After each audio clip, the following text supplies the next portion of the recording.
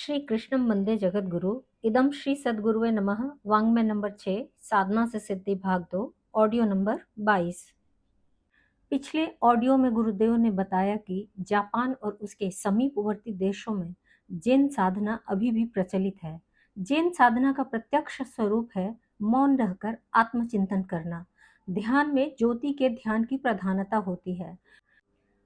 कुछ लोग बुद्ध की छवि के साथ ध्यान करते हैं ताकि उनसे तादात्म्य हो सके, और ज्योति के साथ भी, पर ब्रह्म से ही एकात्मता का ही भाव होता है। जैन साधना में वातावरण को लाहल रहित रखा जाता है ताकि वे अपने मन को काबू में रखकर बिना विचलित हुए आराधना पथ पर आरूढ़ रहे। साधना काल में शिष्य गुरु का ध्यान करता है। ध्यान की गहराई में प्रवेश करने पर एक ऐसा समय आता है जब मनुष्य संसार को भूलकर परमात्मा के सन्निकट आता है। तब अंतःकरण की समस्त वासनाएं विलीन हो, वहां केवल ईश्वर रहता है। आगे गुरुदेव पर्यवेक्षण योग के बारे में बताते हैं कि विडंबनाओं से निवृत्ति पाने का यह तरीका है।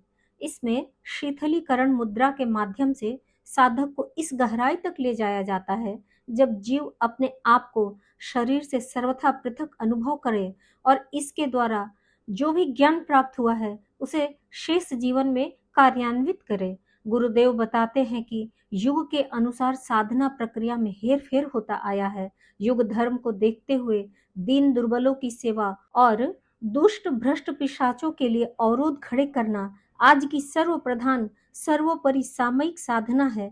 यह आत्मिक प्रगति का द्वार वैसे ही खोलता है जैसा कि सतयुग में जप तप के माध्यम से संपन्न किया जाता था। अब आगे सर्वोपयोगी सुलभ साधनाएं, आत्म परिष्कार की सरल किंतु महान साधनाएं। मानवीय अस्तित्व को 3 भागों में बांट सकते हैं। पहला स्थूल, दूसरा सूक्ष्म और तीसरा कारण। अध्यात्म शास्त्र में ही इन्हें ही मनुष्य के 3 शरीर कहा गया है। केले के तने की तरह अथवा प्याज की तरह परत दर परत उधेड़ते जाने पर हमें रक्त मांस से निर्मित स्थूल शरीर के भीतर सूक्ष्म शरीर और उसके भी भीतर कारण शरीर का बोध होता है। मानो शरीर के ऊपर क्रमशः बनियान, कुर्ता और जैकेट पहन रखी गई हो। स्थूल शरीर माँ के पेट से प्रारंभ होकर शमशान घाट में समाप्त हो जाता है। इहलौकिक क्रियाकलापों का यही माध्यम है। खाने, सोने, चलने, रोटी कमाने, शुभ अशुभ कर्म करने व इंद्रिय सुख भोगने आदि के प्रयोजन इसी शरीर से पूरे होते हैं। सूक्ष्म शरीर चिंतन मनन, आकांक्षा, अभिरुचि आदि मानसिक गतिविधियों का केंद्र व माध्यम है। इसका प्रधान कार्यस्थल मस्तिष्क है। यद्यपि सामान्यतः यह पूरे स्थूल शरीर में उसी तरह व्याप्त है जैसे दूध में घी। तीसरा कारण शरीर आत्मा के अति समीप है तथा उच्च स्तरीय दिव्य भावनाओं का आधार है। दया, प्रेम, कर्तव्यनिष्ठा, संयम, करुणा, सेवा, धर्म, कोमल संवेदना आदि उच्च भावना इसी में उठते रहते हैं। जो लोग क्रूरता और दुष्टता में ही परिपक्व हो जाते हैं उनका कारण शरीर भी क्रूर चेष्टाओं के हेतु सहमत हो जाता है। साधना का अर्थ है इन तीनों ही शरीरों की समुचित साज संभाल और उत्कर्ष की व्यवस्था। साधना की दिशा में प्राथमिक पग है उपासना। भजन पूजन, जप ध्यान, व्रत उपवास आदि उपासना अभ्यास मन की प्रवृत्ति को पदार्थ परकता से चेतना की ओर मोड़ते हैं। विश्वव्यापी चेतना के स्मरण और सानिध्य की अनुभूति की आकांक्षा जागृत हो जाने पर मनोवृत्तियों का वासना और तृष्णा की दिशा में भटकाव समय, शक्ति और पुरुषार्थ का भयानक दुरुपयोग प्रतीत होने लगता है। तब मनः शक्ति को संयमित कर परमार्थ में नियोजित करने की प्रवृत्ति दृढ़ होती जाती है। यही साधना है। उपासना दिन के एक छोटे से अंश में निश्चित समय तक की जाती है। साधना एक अविच्छिन्न प्रक्रिया है, वह पूरे जीवन का ही नाम है। साधना में जीवन आंतरिक पवित्रता को निखारता जाता है और ईश्वरीय प्रकाश का दिव्य दर्शन कराता है। मानवीय व्यक्तित्व में देवत्व के अवतरण की यही प्रक्रिया है। साधना के 2 वर्ग हैं। पहला, विशिष्ट लोगों की विशिष्ट प्रयोजन हेतु विनिर्मित विशिष्ट प्रक्रिया। दूसरा, सर्वसाधारण के लिए सहज, सुगम, सौम्य पद्धति। विशिष्ट प्रक्रियाएं असाधारण मनोबल संपन्न, कठोर तपश्चर्या के लिए समुद्यत, सांसारिक उत्तरदायित्वों से निवृत्त लोगों, योगी, यति व एकांतवासी लोगों के लिए है।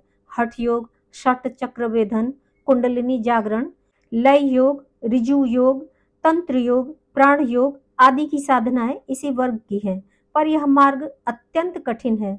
भूल होने पर इस राह में खतरे ही खतरे हैं। निश्चय ही इसमें रिद्धि सिद्धि प्राप्त होती है, पर उन उपलब्धियों से चमत्कार प्रदर्शन मात्र लोगों को विस्मित चकित कर देने की आकांक्षा मात्र अहंकार ही बढ़ाती है। सिद्धियों द्वारा किसी का तात्कालिक कष्ट निवारण भी संभव है और उसमें थोड़ा बहुत आत्मसंतोष भी प्राप्त हो जाता है, लेकिन यह मार्ग है जोखिम भरा ही। चमत्कारों के लोभ से इस राह पर चल पड़ने वाले अधिकांश साधक साधना पथ की कठिनाइयों और लंबाई से निराश होकर या तो विरत हो जाते हैं या फिर अपनी असफलता की झेप मिटाने के लिए धूर्तता के द्वारा लोगों को चमत्कृत करने का निकृष्ट व्यवसाय अपनाकर स्वयं भी पतित होते और दूसरों को भी गड्ढे में ढकेलते हैं। मात्र असामान्य साहसी व्यक्ति ही इस मार्ग में बढ़ सकते हैं, सो भी विशिष्ट परिस्थितियां बन पड़े तभी। सौम्य साधना पद्धति का राजमार्ग सर्वसाधारण के लिए सुगम है। आजीविकोपार्जन तथा सामान्य गृहस्थ जीवन यापन करते हुए इस साधना क्रम को अपनाया जा सकता है। इस पथ पर सहज ही गतिशील रहा जा सकता है। इसलिए शास्त्रकारों और ऋषियों ने सर्वसाधारण को इसी पथ के अवलंबन हेतु प्रोत्साहित किया है। इस मार्ग द्वारा जादूगरी जैसे चमत्कार भले ही न प्राप्त हो, पर नर को नारायण की स्थिति तक पहुंचा देने का वास्तविक चमत्कार निश्चित ही संभव है। इस सौम्य साधना पद्धति द्वारा स्थूल, सूक्ष्म, कारण तीनों शरीरों का संस्कार, परिष्कार, परिमार्जन और परिवर्धन किया जाता है। इसके 3 प्रयोग हैं। पहला कर्म योग, दूसरा ज्ञान योग और तीसरा भक्ति योग। तीनों की सुसंतुलित क्रिया पद्धति का अवलंबन ही श्रेयस्कर है। श्रीमद् भागवत गीता में इसी प्रक्रिया का विवेचन है।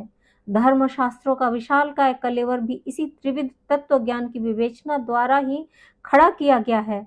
अपनी विचार पद्धति, कार्य पद्धति और भाव स्थिति में यदि इन आस्थाओं का समुचित समावेश कर लिया जाए, तो हम अपनी असह्य यंत्रणा की वर्तमान मनोभूमि से मुक्त होकर इसी शरीर से अपने जीवन में देवत्व के अभ्युदय की अनुभूति कर सकते हैं। देश, काल, पात्र की स्थिति के अनुरूप साधनाओं का मूल उद्देश्य सुरक्षित रखते हुए कार्य पद्धति में सामयिक हेरफेर किए जाते रहे हैं और किए जाने ही चाहिए। सृष्टि के आरंभ से आज तक समय समय पर ऋषियों ने इसी त्रिविध साधना का विभिन्न विधि विधानों के रूप में अपने समय के साधकों की मनोभूमि तथा सामाजिक परिस्थितियों को ध्यान में रखते हुए मार्ग निर्देश किया है। इस क्रिया विधान में कर्म योग, भक्ति योग एवं ज्ञान योग तीनों का इस ढंग से समावेश किया गया है कि व्यक्ति के तीनों शरीर परिपुष्ट होते चले और समाज में विकास के पुण्य प्रयोजन का भी कार्य होता चले। कर्मयोग की आधारशिला है प्रातः काल आंख खुलते ही चारपाई पर पड़े पड़े हर दिन नया जन्म, हर रात नई मौत की विचारणा प्रक्रिया को अपनाना तथा प्रस्तुत दिन के सर्वोत्तम सदुपयोग की तैयारी कर निश्चित कार्यक्रमों, गतिविधियों एवं विचार प्रक्रिया का निर्धारण। संपूर्ण दिन मन में किस स्तर की भावनाएं किस काम के साथ संयोजित की जाएगी, यह भी निश्चित कर लेना अनिवार्य है। दिन भर इसी निर्धारण का दृढ़ता से पालन सामान्य जीवन क्रम को ही कर्मयोग की साधना का फल प्रदान करेगा। फिर रात्रि में शयन पूर्व बिस्तर पर पहुंचते ही दिन की गतिविधियों का लेखा जोखा कर सफलताओं के लिए ईश्वर को धन्यवाद देना तथा भूलों के लिए सच्चे पश्चाताप के साथ क्षमा प्रार्थना कर पूर्ण निश्चिंतता के साथ शांतिपूर्वक माता निद्रा देवी की गोद में सो जाना। कर्मयोग की इस साधना के साथ ही ज्ञान योग की साधना भी जुड़ी है। इस हेतु मन में उत्कृष्ट विचारों का अनवरत समावेश आवश्यक है। प्रेरक स्वाध्याय ही इसका मार्ग है। रूढ़िवादी नीति से किन्हीं पुरानी किस्से कहानी जैसी किताबों को रटना घोटना स्वाध्याय नहीं है। व्यवहारिक जीवन में आदर्शवादिता एवं उत्कृष्टता की दिशा दिखाने वाला स्वाध्याय ही आवश्यक है। उसे दैनिक जीवन का एक नित्य क्रम मानकर ही किया जाना चाहिए। व्यक्ति एवं समाज के नव निर्माण हेतु उपयोगी व उत्कृष्ट साहित्य के दैनंदिन स्वाध्याय के लिए समय अनिवार्यतः निकालना चाहिए। यह हुई ज्ञान योग की निजी साधना। इसे ज्ञान यज्ञ का रूप देना चाहिए। समाज में सद्विचारों का सर्वाधिक अभाव है। विश्वव्यापी शोक संताप का यही कारण है। जनमानस का स्तर परिवर्तित करने पर ही दुख दारिद्र्य की प्रचंड आग बुझेगी। विचार क्रांति आज की सर्वोपरि आवश्यकता है। ज्ञान यज्ञ इसी आवश्यकता की पूर्ति करने वाला महान अभियान है। 1 घंटा समय और कुछ धन नित्य खर्च करना देखने में तो एक छोटा काम है, पर उसका सम्मिश्रित परिणाम अत्यधिक है। यह युग परिवर्तन का एक सशक्त माध्यम है। साधक का आत्म कल्याण एवं विश्व कल्याण का लक्ष्य दोनों ही ज्ञान यज्ञ द्वारा सहज ही संभव है। भक्ति योग का अर्थ है अंतरात्मा में दिव्य भावनाओं का अनवरत प्रवाह, पर ब्रह्म से अपनी अनन्य प्रेम का स्मरण, तादात्म्य की प्रचंड अनुभूति जन्य उभय पक्षीय प्रेम हिलोर की प्रखर अनुभूति के स्मरण, अभ्यास द्वारा अवरुद्ध आंतरिक रस स्रोतों को पुनः मुक्त करता है। इन गहरे प्रेम स्रोतों का प्रांजल प्रवाह संपूर्ण परिवेश में सरसता, सौमनस्य तथा प्रफुल्लता की वृद्धि करता है। सच्चा प्रेमी, सच्चा भक्त मात्र ईश्वरीय ध्यान छवि को प्यार नहीं करता है, अपितु ब्रह्मांड में संव्याप्त ईश्वरीय सत्ता से, प्राणी मात्र से अनन्य आत्मीयता भरा प्रेम संबंध प्रतिस्थापित कर लेता है। यह तादात्म्य की भावना पग पग पर करुणा, उदारता, सद्भाव, सहृदयता, सहानुभूति, सेवा व सज्जनता के रूप में कार्य रूप में प्रकट परिणत होती रहती है। ईश्वर भक्त परिग्रही या स्वार्थी कैसे हो सकता है? उसके लिए तो एक ही मार्ग है, अपनी समस्त उपलब्धियों को विश्व मानव के चरणों में व्यवहारतः समर्पित कर देना। इससे कम में कभी भी ईश्वरीय अनुकंपा प्राप्त नहीं हो सकती। लोक मंगल में अपना सर्वस्व समर्पण करने वाला परमार्थ परायण व्यक्ति ही सच्चा ईश्वर भक्त कहा जा सकता है। अपने परिवार का पालन भी वह इसी भावभूमि के आधार पर करता है। लोगों के साथ उसके व्यवहार का भी यही आधार होता है। वासना तृष्णा से सर्वथा रहित, निर्मल, निश्चित अंतःकरण वाला व्यक्ति ही भक्ति योग का अधिकारी है।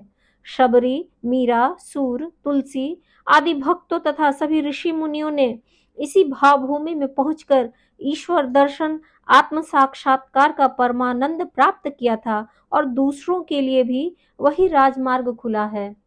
स्थूल शरीर का कर्म योग से परिष्कार, सूक्ष्म शरीर का ज्ञान योग द्वारा उत्कर्ष एवं कारण शरीर में भक्ति योग द्वारा परमेश्वर की प्रतिष्ठापना ही सार्वभौम राजमार्ग है। कारण शरीर में परमेश्वर की प्रतिष्ठापना। उपनिषद ने परमात्मा के भावनात्मक स्वरूप का वर्णन करते हुए कहा है, रसो वै सह, अर्थात प्रेम ही परमेश्वर है। आंखों से भगवान जिस रूप में भी देखा जा सके, अंतरात्मा में उसकी संवेदना प्रेम रूप में ही पाई जाती है। जिसके अंतःकरण में, स्वभाव में, व्यवहार में प्रेम भावना का जितना समन्वय है, समझना चाहिए कि उसमें उतना ही ईश्वर तत्व घुला हुआ है।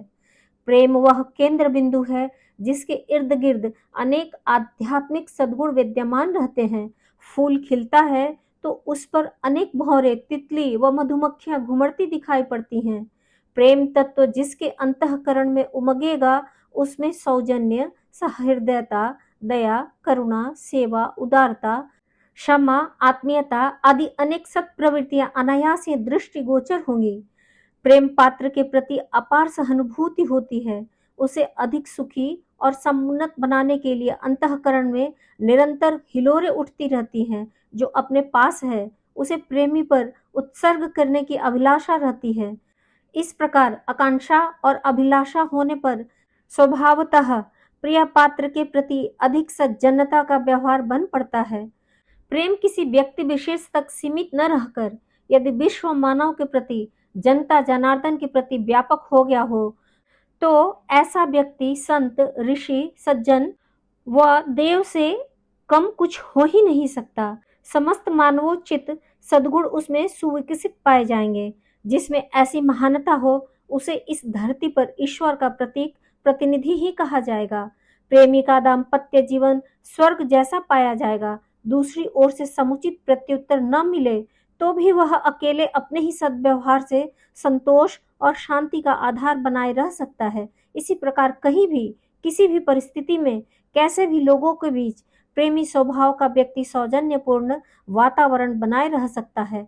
नारकीय दुष्टताएं एवं दुष्प्रवृत्तियां उन हृदयों में उमगती हैं जो रूखे, नीरस, शुष्क, कठोर तथा निर्दय प्रकृति के हैं। उनमें एक एक करके समस्त दानवीय दुर्गुण एकत्र होते चले जाएंगे। रंग का गोरा और रूप का सुंदर होते हुए भी ऐसा मनुष्य भयावह नर पिशाच की तरह अपना आतंक उत्पन्न करके वातावरण को विक्षुब्ध बनाए रहता होगा। शोक, संताप, क्लेश, कलह, द्वेष, दुर्भाव ही उसके चारों ओर उमड़ते घुमड़ते पाए जाएंगे। कारण शरीर की उत्कृष्टता प्रेम भावना की अभिवृद्धि पर निर्भर है। भक्त के वश में भगवान के होने की उक्ति प्रसिद्ध है। भक्ति का अर्थ प्रेम ही तो है। जो प्रेमी है वही भक्त है। जिसके अंतःकरण में जितनी प्रेम भावनाएं उमड़ती हैं, ईश्वर उसके उतना ही समीप खिंचता चला जाता है। सच तो यह है कि प्रेम ही परमेश्वर है। यह उदात्त भावना जहाँ भी निवास करती है, वहाँ अमृत का निर्झर झरता है और इसकी छाया जिस पर पड़ जाती है, वह अपने आप को धन्य अनुभव करता है। कारण शरीर में देवत्व का अभिवर्धन करने के लिए हमें अपनी उपासना में प्रेम भावना का समावेश करना चाहिए। सामान्यतः गायत्री उपासना की शिक्षा दी गई है। आत्मा की परिपुष्टि के लिए अन्यान्य विधियां एवं पद्धतियां भी प्रयुक्त की जाती हैं। अपने अपने स्थान पर ये सभी उपयुक्त हैं। आरंभ में नाम, जप, कीर्तन, पूजन, हवन, श्रृंगार, उपवास, भोग प्रसाद आदि के महात्म्य से ये पूजा पद्धतियां की जाती हैं, पर इनका क्रमिक विकास प्रेम भावनाओं की अभिवृद्धि के साथ साथ ही होता है। मीरा, शबरी, गोपी, सूर, तुलसी आदि की प्रखर भक्ति में उनकी प्रेम भावना ही प्रधान आधार थी। मन की एकाग्रता प्रेम भावना की मात्रा पर ही निर्भर है। मन प्रेम का गुलाम है। जिन वस्तुओं से हमें प्रेम होता है, उन्हीं में मन रमा रहता है। ध्यान उन्हीं का रहता है और सुख उन्हीं के चिंतन में मिलता है। अक्सर भजन में चित्त न लगने की, मन के अन्यत्र भाग जाने की शिकायत की जाती रहती है। इसका कारण एक ही है, सांसारिक पदार्थों से वास्तविक प्रेम और ईश्वर से औपचारिक बांध बंधाव। जिससे वास्तविक प्रेम हो, मन उसी में रमेगा। जो पदार्थ, प्राणी अथवा दृश्य प्रिय लगते हैं, उन्हीं में भ्रमण करने के लिए मन भाग जाता है। न तो हम ईश्वर के वास्तविक स्वरूप को जानते हैं और न उसके प्रति प्रेम भावना या आत्मीयता जैसे कोई वस्तु अपने पास है। ज्यों त्यों करके पूजा की लकीर पिटती रहती है। ऐसी दशा में मन लगने की आशा भी कैसे की जा सकती है, और मन न लगने पर उपासना का उच्च स्तरीय प्रतिफल कहाँ मिलेगा। उच्च स्तरीय उपासना में प्रेम भावना का समावेश अनिवार्य रूप से आवश्यक है। परिजनों को इसके लिए बहुत समय से प्रेरणा दी जाती रही है। गायत्री माता की गोद में उसके अबोध शिशु की तरह क्रीड़ा करने, पान करने का ध्यान इन प्रयोजनों की पूर्ति के लिए बहुत ही उपयुक्त है। रुचि भिन्नता से जिनको यह ध्यान ठीक तरह न जम पाता हो, उनके लिए दो ध्यान और भी हैं जो साधक के अंतःकरण में तत्काल पुलकन उत्पन्न करते हैं। पहला, दो बालक समान वय तथा समान स्थिति के सहज स्नेह के वशीभूत होकर गले मिलते हैं, परस्पर एक दूसरे से लिपटते हैं। उसी प्रकार जीव और ब्रह्म के अबोध आलिंगन का ध्यान करना चाहिए। आत्मा और परमात्मा अपनी दूरी, पृथकता, भिन्नता दूर कर एक दूसरे के समीप, अति समीप आकर अभिन्नता की स्थिति में पहुंचने का प्रयत्न करते हैं, अद्वैत की स्थिति उत्पन्न करते हैं। राम लक्ष्मण, राम भरत अथवा कृष्ण बलराम के बालकपन का परस्पर प्रेम मिलन चित्र इस प्रयोजन के लिए उपयोगी हो सकता है। अपनी वैसी ही स्थिति अनुभव करनी चाहिए। जीव और परमात्मा के बीच बहुत अंतर होना, छोटे बड़े का भाव रहना आत्मीयता एवं एकता में बाधक होता है। समानता में स्नेह का आदान प्रदान अधिक सुविधा से होता है। पति पत्नी के प्रेम में जो उभार रहता है, उसमें यह समानता ही कारण है। मीरा के योग की यही विशेषता थी। सखी संप्रदाय तथा गोपी प्रेम के वर्णन में रासलीला में इसी आत्मा और परमात्मा के दाम्पत्य भाव से मिलन का संकेत है। छोटे बालक के रूप में भी दोनों रहकर समानता का आनंद ले सकते हैं। आत्मा अपनी समस्त श्रद्धा और समस्त उपलब्धियां परमात्मा को समर्पण करती है। बदले में परमात्मा उसे ज्ञान, विवेक, प्रकाश, आनंद और परम पद प्रदान करता है। इसे पाकर अंतःकरण उल्लास, आनंद और संतोष से परितृप्त होकर अमृत तत्व का रसास्वादन करता है। दूसरा दूसरा ध्यान दीपक पर पतंगे के जलने की तरह आत्मा का परमात्मा में प्रेम विभोर होकर आत्मसमर्पण करने का है। जीव और ब्रह्म के बीच माया ही प्रधान बंधन है। वही दोनों को एक दूसरे से पृथक किए हुए है।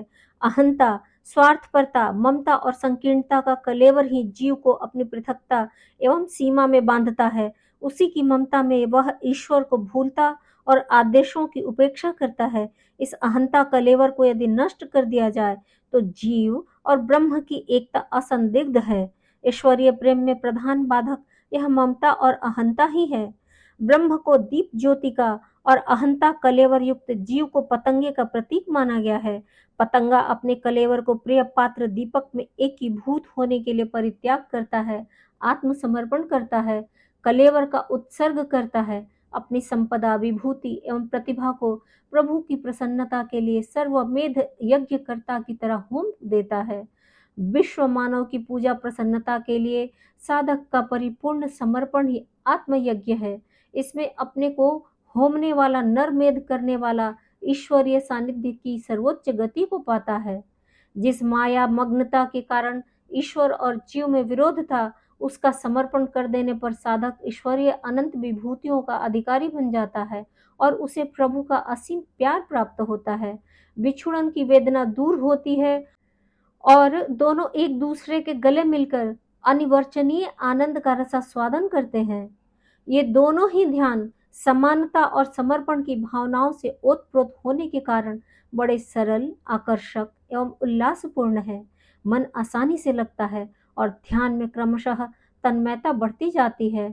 इन ध्यानों में याचना की नहीं, आत्मदान की भावना है। उच्च स्तरीय साधना का यही आधार भी है। निम्न स्तर की प्राथमिक उपासना में ईश्वर से सांसारिक लाभ अथवा आत्मिक अनुदान मांगे जाते हैं, पर जैसे जैसे स्तर ऊंचा होता जाता है, साधक मांगने की तुच्छता छोड़कर समर्पण की महानता अपनाने के लिए व्याकुल होता है। ध्यान अथवा भावना तक ही उसकी यह साधना सीमित नहीं रहती। वस्तुतः वह विश्व के लिए, लोक मंगल के लिए बड़े से बड़ा अनुदान देकर अपनी गणना बड़े से बड़े भक्तों में कराने का आत्मसंतोष उपलब्ध करता है। उसका व्यवहार अपने जीवन, परिवार एवं समाज के प्रति इतनी सज्जनतापूर्ण हो जाता है कि प्रतिक्रिया उसे दैवीय वरदान की तरह चारों ओर पुष्प वर्षा करती हुई परिलक्षित होती है। स्वर्ग सुख यही तो है। अहंता और ममता तथा वासना और तृष्णा के बंधनों से मुक्त जीव को मरने पर मुक्ति मिलने की प्रतीक्षा नहीं करनी पड़ती। वह जीवित रहते हुए भी जीवन मुक्त होता है। आत्मसमर्पण द्वारा प्रभु प्राप्ति। भगवान कृष्ण द्वारा गीता का महत्वपूर्ण उपदेश व ज्ञान देने पर महारथी अर्जुन का विषाद दूर नहीं हुआ। वैसे अर्जुन स्वयं भी एक नास्तिक साधक व दृढ़व्रती थे। जीवन में कठोर साधनाओं और तपश्चर्या के द्वारा उन्होंने अनेक उत्कृष्ट सफलताएं अर्जित की थी, किंतु इन सब के बावजूद भी रण क्षेत्र में हुए विषाद व खिन्नता को वे शांत न कर सके, न अपने कर्तव्य का निर्धारण ही। मोह और विषाद से खिन्नमना अर्जुन अंत में भगवान के चरणों में गिरकर कहने लगे, जनामि धर्म न च मे प्रवृत्तिः, जनाम्य धर्म न च मे निवृत्तिः, त्वया हृषिकेश हृदि स्थितेन यथा नियुक्तो अस्मि तथा करोमि। मैं धर्म को जानता हूँ पर उसमें मेरी प्रवृत्ति नहीं होती। मैं अधर्म को भी जानता हूँ पर उससे मेरा छुटकारा नहीं होता। इसलिए हे ऋषिकेश, आप मेरे हृदय में निवास कीजिए। आप जिधर चलाइए उधर चलूंगा। महान विचारक व परम संत कबीर ने कहा है, मेरा मुझ में कुछ नहीं, जो कुछ है सो तोर, तेरा तुझको सौंपता क्या लागे है मोर। जीवन भर की साधना, साधु संगति, उपासना और ज्ञानार्जन के बावजूद भी संत कबीर अपने आप में संतुष्ट नहीं हुए। अंत में अपने समस्त जीवन को प्रभु को समर्पण करने में ही उनको संतोष मिला। संत विनोबा भावे ने कहा है, चित्त शुद्धि के लिए की जाने वाली विविध साधनाओं को मैं सोडा या साबुन की उपमा दूंगा और ईश्वर के प्रति आत्मसमर्पण के भाव को जल की संज्ञा दूंगा। सोडा साबुन जल के बिना काम नहीं दे सकते, किंतु सोडा साबुन के बिना निर्मल जल से भी सफाई का काम हो जाता है। आत्मा की परिपूर्णता प्राप्त कर परमात्मा में प्रतिष्ठित होने के दो मार्ग हैं, एक प्रयत्न पूर्वक प्राप्त करना और दूसरा अपने आप को सौंप देना। एक में विभिन्न साधनाएं करनी पड़ती हैं, चिंतन, मनन और ज्ञान के द्वारा विभिन्न उपक्रमों में सचेष्ट रहना पड़ता है। दूसरी ओर संपूर्ण भाव से परमात्मा के प्रति अपने आप का समर्पण करना पड़ता है। तरह तरह की साधनाएं, विधि विधानों का अवलंबन लेकर प्रयत्न द्वारा ईश्वर प्राप्ति की आकांक्षा रखने वाले बहुत मिल सकते हैं, किंतु संपूर्ण भाव से अपने परम देव को समर्पित हो जाने वाले, जीवन में सर्वत्र ही परमात्मा को प्रतिष्ठित करने वाले तथा अपनी समस्त बागडोर प्रभु के हाथों सौंपकर उसकी इच्छानुसार संसार के महाभारत में लड़ने वाले अर्जुन विरले ही होते हैं। विभिन्न साधनाओं, व्रतों एवं तपश्चर्याओं में अपनी शक्ति का परिचय देकर अपनी साधना का हिसाब लगाने वाले साधकों में एक प्रकार का विशेष सात्विक अहंकार पैदा हो जाता है। यही एक दीवार बनकर आत्मा और परमात्मा के बीच अवरोध खड़ा कर देता है। इसे ही शास्त्रकारों ने ज्ञानजन्य अंधकार कहा है। ज्ञानी, ध्यानी, तपस्वी व सिद्ध योगी बनना दूसरी बात है, किंतु संपूर्ण भाव से परमात्मा को उपलब्ध करना, उसमें प्रतिष्ठित होना, इससे सर्वथा भिन्न है। विभिन्न साधनाओं के रहते भी अपने समस्त कर्तृत्व, अहंकार व निजत्व की भावनाओं को मिटाकर समस्त जीवन को प्रभु चरणों में समर्पण किए बिना परमात्मा में प्रतिष्ठित होना संभव नहीं है। वस्तुतः परमात्मा को प्राप्त करना है, यह कहना ही अयुक्त है। वे तो सर्वत्र विराजमान है, व्याप्त हैं, जन जन के हृदय में प्रतिष्ठित हैं। गीता के 18वें अध्याय के 61वें श्लोक में कहा गया है, ईश्वरः सर्वभूतानां हृदय देशे अर्जुना तिष्ठति। ऋग्वेद में कहा गया है, एको विश्वस्य भुवनस्य राजा। वे सब लोगों के एकमात्र स्वामी है। ऋग्वेद में ही कहा गया है, तस्मिनः तस्थूर भुवनानि विश्वा। उनमें ही संपूर्ण लोक स्थित है, किंतु फिर भी हम उन्हें नहीं देख पाते, परमात्मा के पावन अंक में नहीं खेल पाते एवं उनमें एकाकार नहीं हो पाते। इसका कारण हमारी अपनी ही कमी है। हम अपने आप को अहम के क्षुद्र संकीर्ण घेरे में आबद्ध किए बैठे हैं। हमारी उपासना व साधना परिपूर्ण भाव से स्वयं को उन्हें सौंप देने को नहीं होती, वरन गणना और मूल्यांकन द्वारा अपने कर्तृत्व के अभिमान की सुखद मादकता से युक्त होने की तथा अपने आप को विशेष समझने व सिद्ध करने के लिए है। तभी तो हम उनसे विलग हैं। हमारे समस्त दुख वेदनाएं इसलिए हैं कि हम अहम की गठरी में जीवन के सकल हानि लाभ, हार जीत, सुख दुख एवं उतार चढ़ाव के भारी बोझ को बांधकर सदैव अपने ऊपर लादे फिरते हैं और क्षण क्षण अनेक आघात संघात सहते रहते हैं। जिस क्षण अपने अहम को मिटाकर सर्वतोभावेन प्रभु के समक्ष अपने आप को समर्पित कर देंगे, यह समस्त बोझ हमसे तत्क्षण ही छूट जाएगा। अहंकार के मृत्यु के साथ ही जीवन के समस्त विरोधी भाव, प्रवृत्तियां एवं नकारात्मक विचार शांत हो जाएंगे। हमारा जीवन प्रभु की ओर उसी तरह बहने लगेगा जैसे अनुकूल हवा की लहरों का संयोग पाकर मंजिल की ओर बढ़ने वाली नाव। लंबे बीहड़ और दुर्गम पथ पर एक अबोध अक्षम बालक का चल सकना कितना कठिन होता है, उसके दुर्बल कमजोर हाथ पैर और अल्प जीवन शक्ति के भरोसे मंजिल प्राप्त करने की आशा नहीं की जा सकती। वही बालक पिता के अंक में बैठकर सहज ही उस लंबे पथ को पार कर लेता है। यह तभी संभव होता है जब संपूर्ण भाव से अपने आप को पिता के अंक में सौंप दिया जाए, तब पिता की गोद ही उसके लिए मंजिल बन जाती है। परमात्मा में प्रतिष्ठित होने के लिए भी यह पथ सहज और सुलभ है। परमात्मा से साक्षात्कार उनमें प्रतिष्ठित होने का सरल और सहज मार्ग है। अपनी शक्ति, सामर्थ्य व कर्तव्य के अभिमान का त्याग करना और संपूर्ण भाव से परमात्मा को अपने आप का निवेदन समर्पण करना, तब सर्वत्र ही सबके साथ समानता, नम्रता, उदारता व आत्मीयता का संबंध बढ़ता जाता है। तब हम में सबसे ऊपर और सबके आगे रहने की प्रवृत्ति नहीं होगी, वरन सबके पीछे और नीचे प्रभु के चरण कमलों में हमारा स्थान होगा।